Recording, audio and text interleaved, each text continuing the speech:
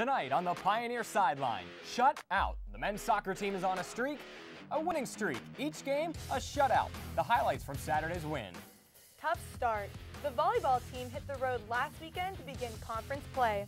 Our Mike Turk traveled with the Pioneers, who wish they came home with a different result. And the women's soccer team ended its 3-game losing streak with a shutout of their own at home. The highlights and analysis are right around the corner. Another week, another episode. It's time to come on down to the Pioneer Sideline.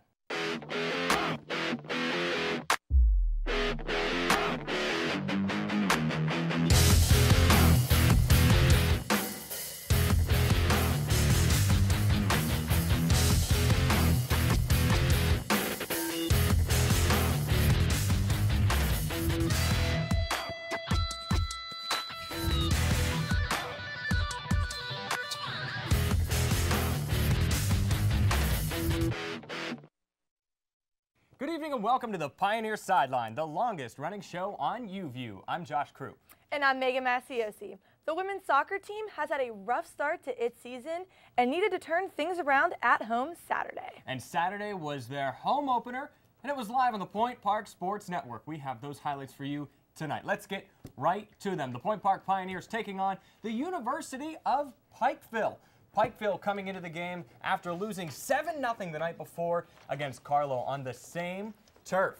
Pioneers, again, 0-3 entering this game, desperately needing a victory to try and get back on track. Starting early, 5th minute, Izzy Hunter, watch this, almost 25 yards away, boom, big strike. It's the first goal of the year for Izzy, the first goal of the game for the Point Park Pioneers. She had 7 last year and led the team. 37th minute.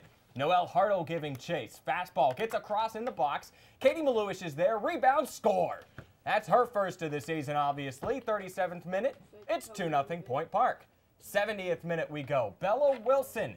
She's going to get a breakaway and gets to show off her speed. Goalkeeper's going to come out. Bad decision. Wilson goes left and an easy goal for Bella. It's 3-0 Point Park. 6 minutes later in the 76th minute, Bella Wilson's going to get back on the screen, this time from the corner.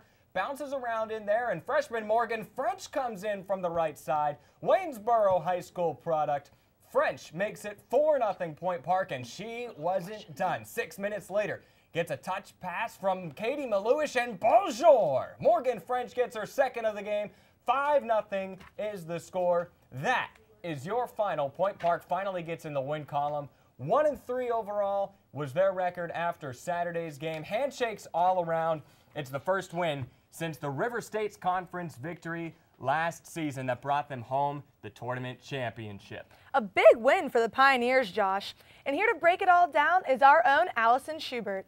Allison, you were on the field after the game and got to talk to Coach Maggie Kuhn. What were her thoughts on the team's win? Well, Megan, obviously she was very happy to finally have a tally in the win column. And she said that it was a huge relief just off their shoulders to finally have some goals, finally be producing. And, you know, believe it or not, she actually was not 100% happy with the play that she saw on the field and definitely thinks that there's room for improvement. Always room for improvement, and the team needed a confidence boost going into Saturday. Did it work?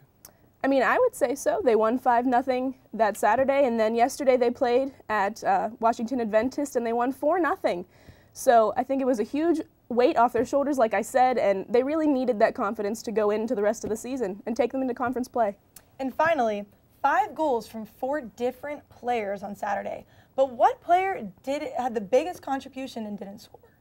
I would say that would have to be Noelle Hartle. She is a tank on and off the field. Oh, yeah. She's a senior, so the players look up to her for some guidance and some leadership, and then she had 2 big goals against Washington Adventist for that 4-0 win. So I would say she's just an all-around very solid player, and she had a lot to contribute. And Hartle did not score last year, so getting those 2 goals against Washington Adventist, she is out for blood this year and really wanted a goal on Saturday, just couldn't do it. Glad she got one on Monday. Thank you so much, Allison. Now we're going to go back over to the hardwood.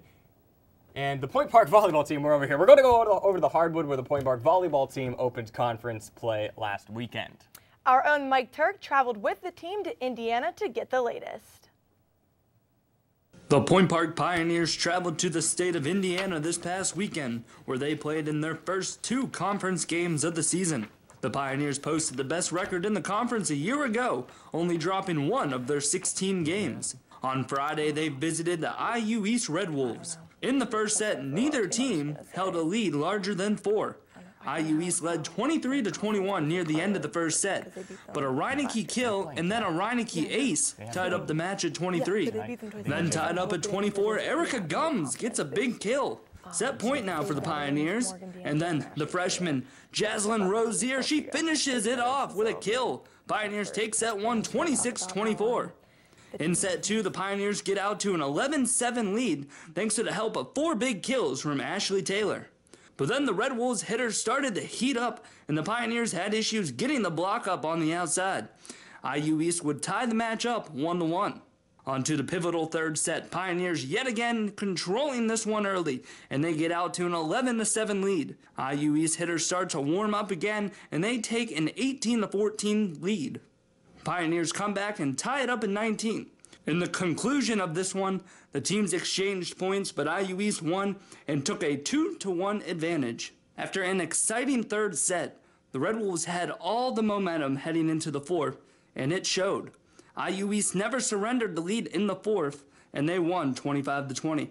They would hand Point Park their first conference loss of the season. Pioneers had to shake off that loss quickly and travel to IU Kokomo the next day. The first set was tied at 9, but a 12-2 run by IU Kokomo pushed them to a 21-11 lead, and they would take the first set easily 25-16. The second and third set weren't much better for the Pioneers, as they struggled to get going offensively. Ashley Taylor, who's been averaging about 14 kills a match this season, was held to only 7 in this one. The Pioneers lost set 2 25-17, and the third 25-18. Pioneers dropped their first 2 conference games of the season and fall to 9-8 overall. They will return home this Friday evening at 5 p.m. for a match against Salem International University. Megan, a tough start in conference play for this Point Park team, and tonight they're actually playing at Carlo right now. They just tipped off minutes ago. Our Mike Turk, who was there for that great weekend of coverage, unfortunately couldn't come back with a couple wins. He's at Carlo right now. What would a win tonight at Carlo do for this team? It would give this team a huge confidence boost, Josh. Last year, they beat Carlo twice in both their games, and they won 3-0 in their sets. Didn't let them score once. So I think really tonight they just need to go into Carlo, get the win, and and just really get some confidence out of this. So who do you look to on this team to try and get that confidence up? I think you look to your veterans, Ashley Taylor and Morgan D'Angelo. They are your captains for a reason. This team, like Mike said last week, it was a big recruitment class. They're pretty young, so you need veterans who've been here for a while to step up and teach these girls some chemistry, get them to play together. So and there's a lot on the line this year with the winner of the Eastern Division hosting the tournament. So there's a lot of pressure to win early and win often. Moving forward, how does this team look to improve to try and get some more wins in that win column? To get a win in the win column. Yeah, like I said, I think starting off tonight with Carlo, you need to get past your first win and the rest just start to come. So beating Carlo tonight, looking to your captains, getting just more playtime and chemistry together is definitely going to help this team get back. Well, Megan, thanks for the insight, and thanks to our Mike Turk for his fantastic coverage of the volleyball team. Coming up, the men's soccer team tosses another shutout. Those highlights are next. And one of our crew members is running to the set as we speak. We'll explain next. And we'll tell you our World Series favorites. That's coming up next. We'll be right back.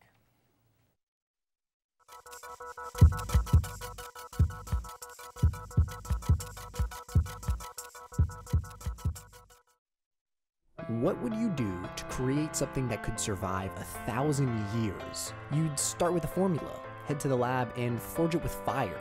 Just imagine everything it could do.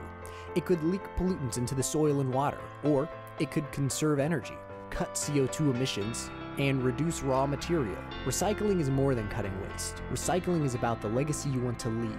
Why on earth would you want to do anything else? Recycle. Don't throw away our chance at survival. Good evening and welcome to Newsnight. I'm Josh Krupp alongside Jess Paterchak. Tonight we begin with Pioneer is continuing to deal with the challenges the city is facing. But tomorrow we have just a little bit of cloudiness. We have off throughout the day with some strong wind gusts. That's going to continue tomorrow. 20 teams have already started talking to free agents. Saturday's partly cloudy, but 70 degrees? Where is the pool at? I mean, come on. You might have already burned your bracket, ripped it up. I am Royce Jones. And I'm Casey Houlihan. Thank you so much for joining us this evening. That's your news tonight, Virginia. UView Television is live here at the Center for Media Innovation with a very exclusive interview with Point Park's Black Diamond, our school mascot. We're taking questions on our social media at UView Television. Our first question came in from @PointParkU Black Diamond. They want to know, what is one thing you love about Point Park? UView. I knew it. UView's the best. It is. All right, Alex, you want to read our next question? Okay, we have another question from Point Park Cab. They're asking, when is the next time you're going to make a surprise appearance at their next event? He's being coy. Looks like we're going to have to show up. Yeah, to I guess we'll have to see. All right, that's all we have for right now, but you can submit your own questions at UView Television, and we might read one of yours after the break.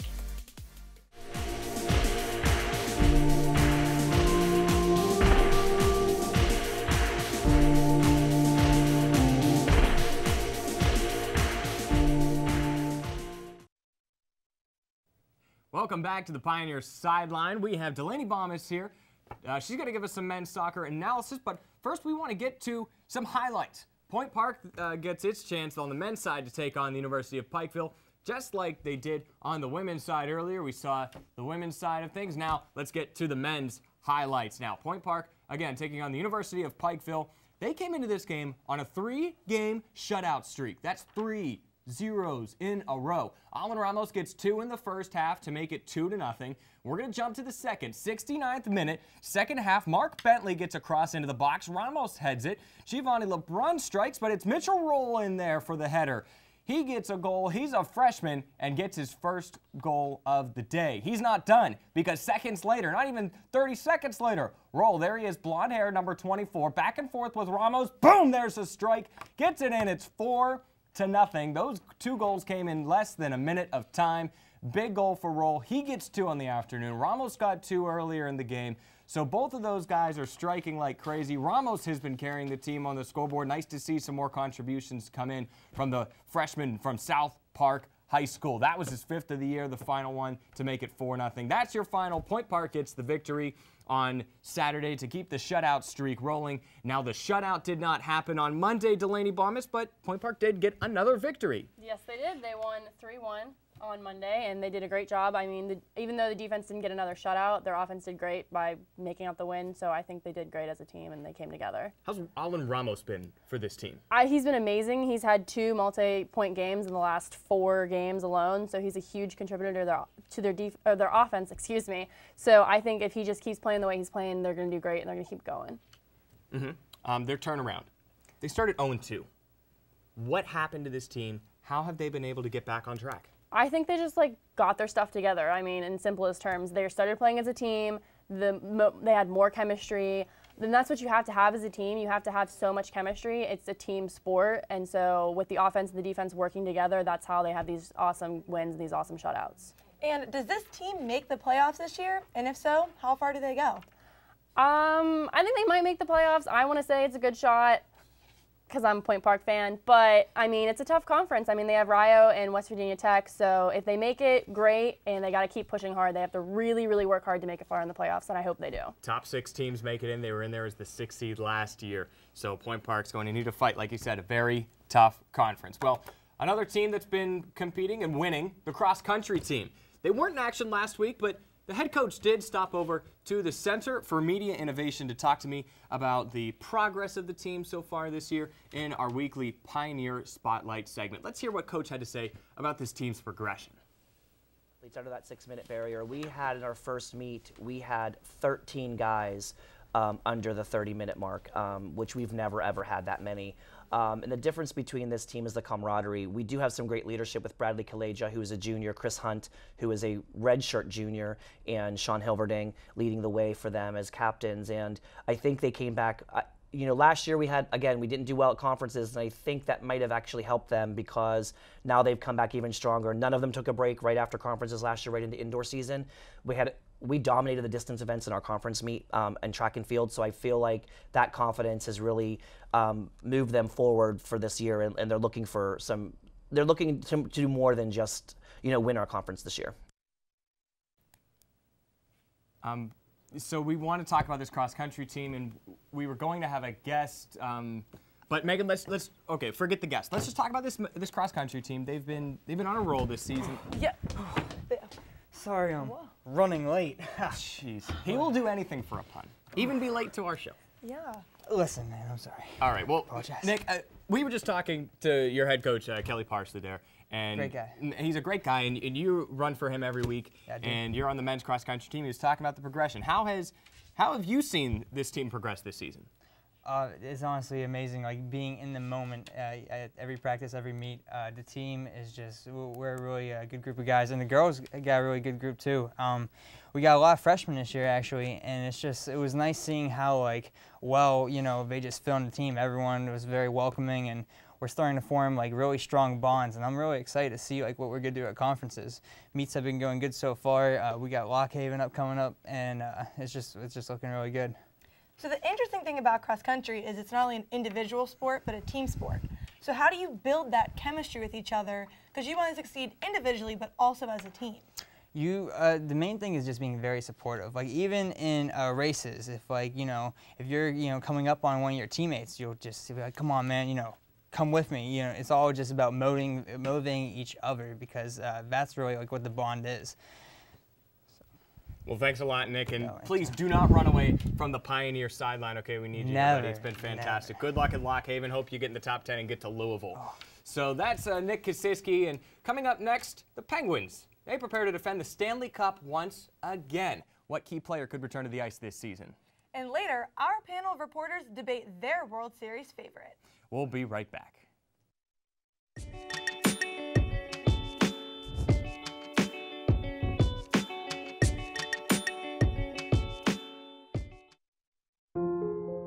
I shouldn't have to pay to walk down the street. Pay with my comfort, my freedom, my peace. Always on guard, on edge, off limits. Don't follow me, don't touch me, don't treat me like I'm yours. I don't need your whistles, your comments, your eyes. I already know I'm a prize. My confidence isn't for sale. Respect me, don't inspect me. And when people ask us who can join UView, the answer really is anybody, and we mean anybody. Any major, any experience level. Some people, have a lot of experience coming out of high school, and others don't know how to really sit on a couch properly, and that's okay. We're here just to give you the chance to learn and have fun and prepare yourself for the real world. College, after all, it's all about trying new things.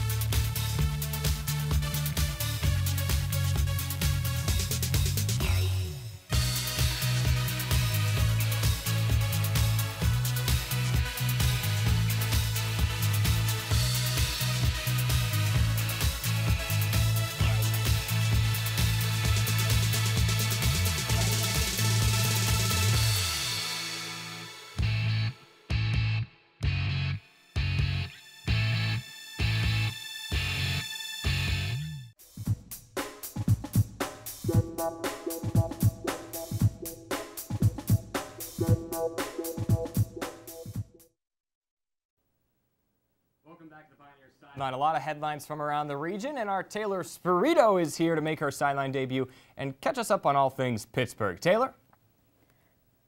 The Steelers look to continue their successful start to the 2017 season in their home opener against the Minnesota Vikings on September 17th. The black and gold would strike first and second as Ben Roethlisberger found Martavius Bryant and Juju Smith-Schuster respectively. Bryant's touchdown comes after a year-long suspension during the 2016 season. The Vikings would respond but never catch up as the Steel City ran away with the 26-9 win. The only loss that came from the game for the Steelers was the loss of rookie outside linebacker T.J. Watt. Watt impressed fans and critics alike with his essential performance that led to a 21-18 win against the Cleveland Browns last weekend. Watt exited the game with a groin injury near the half. His return is questionable as of right now. The Steelers hope to continue their early win streak next week in Chicago against the 0-2 Bears. On to baseball, the Pirates closed out a series at the Cincinnati Reds on Sunday. The Pirates are coming off their 9th loss in their last 10 games, 2 of those losses coming from the majority of this series, despite having won 2 of 3 games against the Ohio team earlier this month. Their current record is 68-83.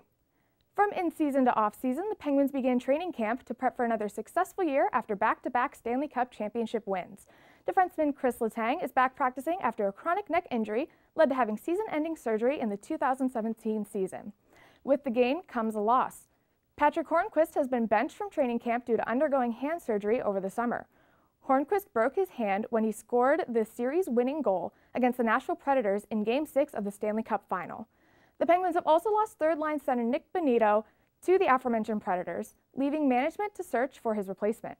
General Manager Jim Rutherford has said that a potential temporary fit could be sophomore Jake Gensel, who was a winger alongside captain Sidney Crosby during his tenure with the team. However, he would like to keep Gensel where he is to build upon the growth of the top line that started last season. Rutherford says he is going to be patient with the search. The Penguins begin the preseason on the road against the Buffalo Sabres tonight. Well, thanks, Taylor, and welcome to the Pioneer Sideline family. Megan, this is your 2nd year here at the Sideline. What's your favorite thing that happens behind the scenes? My favorite thing that happens behind the scenes is probably all the friendships that are made. I mean, you see our friendships on camera, but off camera, it's just so much better. I know my roommate and I started our weekly sideline pick, so it's great. I love it. And, well, last week, Nick Kosiski, you saw him earlier. He was running around last week, not in a cross-country uniform and a suit jacket, but he was running around getting some video of what happens behind the scenes here, and he got the best of the best from the first Pioneer Sideline.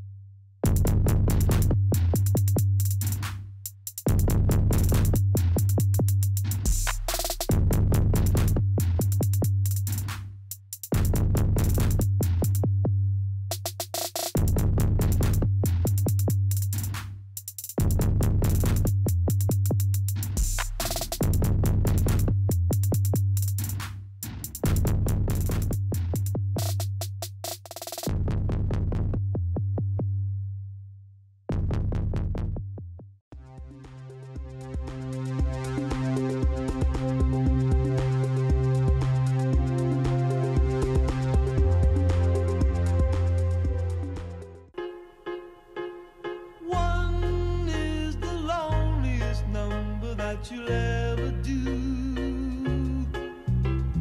2 can be as bad as 1. It's the loneliest number since the number 1.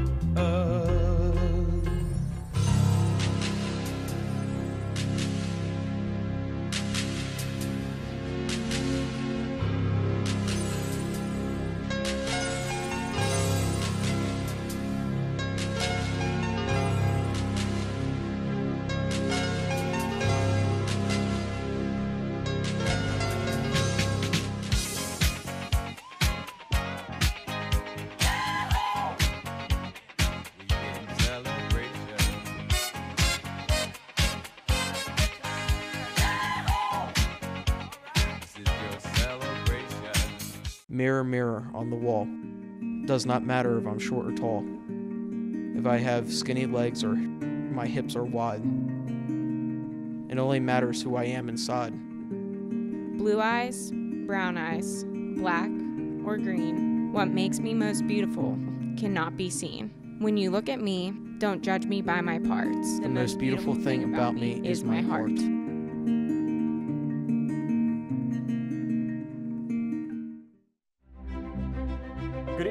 Welcome to Newsnight. I'm Josh Krupp alongside Jess Paterchak. Take a look at the 5-day forecast. You might have already burned your bracket, ripped it up, or put it through a paper shredder by now. British Prime Minister Theresa May officially triggered Article 50 on Tuesday. The World Baseball Classic has concluded with Team USA winning its first title in 4 WBC tournaments. And that is your news tonight. With Royce Jones, I'm Danis Marrero. Have a great night.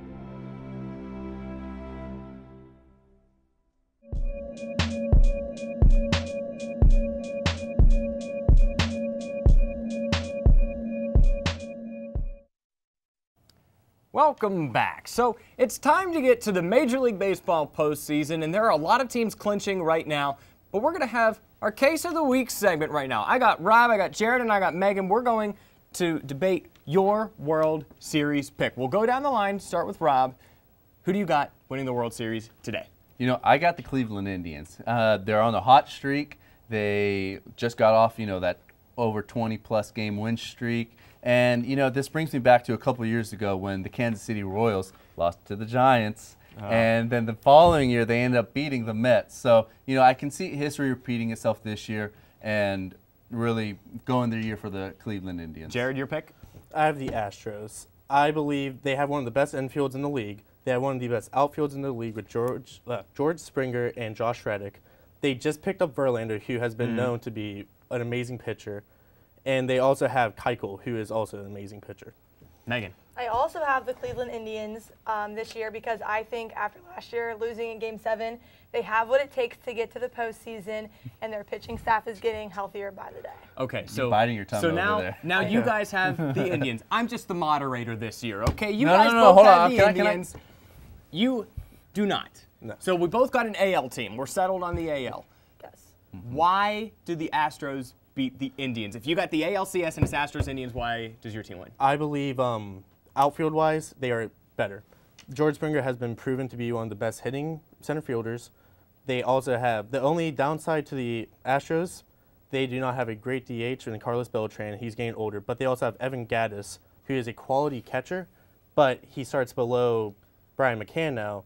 Is also a good catcher. I have a question. What about that bullpen of Houston? That's the only thing. You said the only thing was the DH, but don't forget about that bullpen. That bullpen is nowhere near as the Cleveland Indians have Andrew Miller in that, and that guy was proven to be a weapon last year. And I think he was overworked last year. I think Terry Francona, smart manager, is going to change how he worked him last year and be smart. Okay, so Megan and Rob, we'll go to Megan for this question. Indians get a 20-plus game winning streak this year. Yes.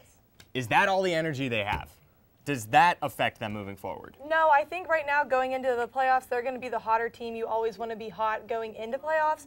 So that's what I don't think they've used up all their energy. I think they're feeling it. They know they can win. But Rob, did the hotness come too early? I would be a little skeptical about that. That's the one thing I did worry about is the fact that it was, I don't want to say compared to like the Warriors, but how when they got that 73 win season, because it's a completely different sport. That's where I was going. But it's baseball, and it can, if you can sustain it and keep playing at least at that level, playoff baseball is going to bring out a whole different vibe.